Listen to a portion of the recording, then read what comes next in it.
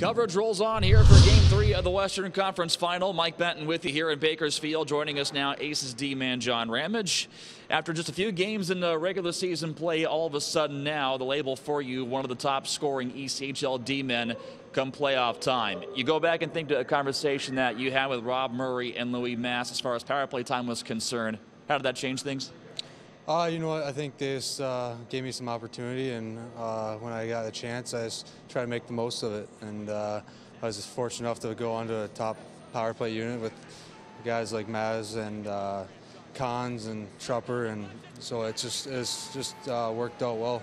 With respects to playoff time, of course, some folks may take a look at a young player and say, well, not a lot of experience, where does he fit in? But take in mind as well, it may not matter where you played if you have that championship pedigree. Take, for instance, the World Junior Championships. That helps out. How much do you agree? Yeah, I think so. I think being in former big stages, I think it's been helpful for me to come into the playoffs with a little bit easier mindset and not put so much pressure on yourself. Obviously, there's 7 games to be played in the series, and I mean, if you drop one, you just have to come back out harder the next game. And I think this team has a good mindset in where we're going with this playoffs. And although we lost our last game, I think we're ready and focused for our next game here. Before we get to, of course, more for Game 3, thinking back with that gold medal, was it more poise or was it more the energy level in battle that you learned from the most?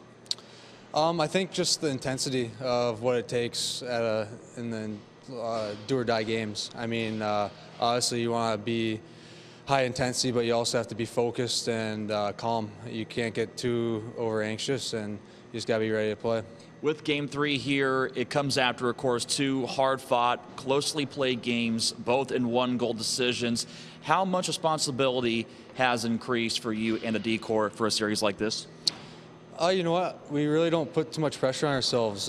We have 6 really good defensemen here, and we just rely on each other to talk to each other and communicate, and we all expect us to play our best games. And I think having that mindset as a group of 6 D-men, I think that's really helpful going into each and every game. Do you go back and think maybe the battles that your dad fought through in the NHL career and how much those apply for playoff time for you? You know, I haven't got to see a lot of his tape, but obviously, has 2 Stanley Cups and has had a great NHL career. So he's always just giving me advice on how to play in the big games. John, thank you. Yep, thank you.